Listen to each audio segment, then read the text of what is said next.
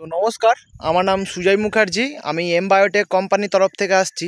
বর্তমানে এসছি বাঁকুড়ার একটি অঞ্চলে কৃষি বন্ধুর জমিতে এম লার্ভি বলে একটি প্রোডাক্ট আমাদের প্রয়োগ করানো হয়েছিল আজ থেকে মোটামুটি দিন 15 আগে। তো কৃষি বন্ধুর পরিচয় সম্পর্কে একটু জেনে নিই। তো আপনার নাম এবং পরিচয় সম্পর্কে একটু বলুন। আমার নাম কার্তিক দে। আপনার নাম কার্তিক দে। তো গ্রামের নাম কি আপনার? গ্রাম দান্দুলিয়া, দাঁদুলিয়া। জেলা কি পড়ছে? বাঁকুড়া, আর ব্লক? গঙ্গাজল ঘাটি। গঙ্গাজল ঘাটি। তো আপনি গঙ্গাজল ঘাটি অন্তর্ভুক্ত একজন কৃষক।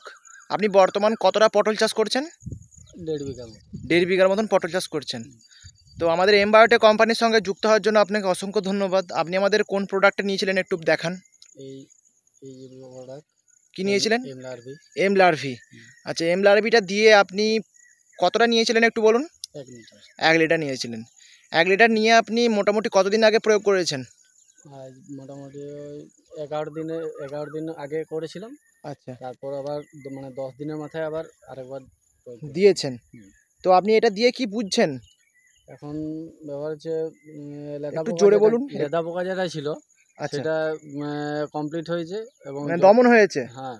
আচ্ছা, আর আর লাল মাকড়টা যেটা ছিল সেটাও মোটামুটি দমন হয়ে গেছে। লাল মাকড়েও কাজ করছে। লাল মাকড়ও কাজ সব করেছে। থেকে বড় জিনিস এম লার্ভি একটা ভালো কাজ করে, সেটা হচ্ছে লেদা লাল মাকড়ের পাশাপাশি গাছের গ্রোথ বা ভিটামিনের কাজ করে, মানে গাছের গ্রোথটাকে বুস্ট করে। হ্যাঁ। ফল জালি সংখ্যা বাড়ায়, ফলের পরিমাণ বাড়ায়, ফলটাকে পুষ্ট করে, ক্যাটের পরিমাণ কমায়।